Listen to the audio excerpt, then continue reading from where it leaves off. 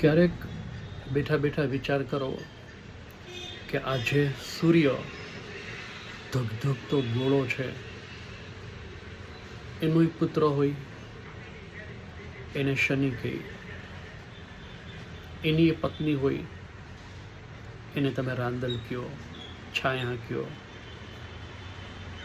થોડુંક જરાક તો મગજ લડાવો કે આવું શક્ય હોય.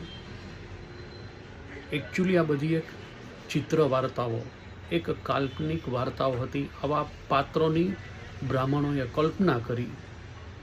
આવું ખરેખર કાંઈ હતું જ નહીં. પૂછો તો ખરા તમારી જાતને, ક્યારેક તો પૂછો કે આવડો મોટો આ સૂર્ય જે ગ્રહ છે એના પત્ની કોઈ હોય ને, એની કોઈ પુત્રી હોય ને, પુત્ર હોય ને, એની વાઈફ હોય ને, તમે એના રાંદલના લોટા તેડો ને.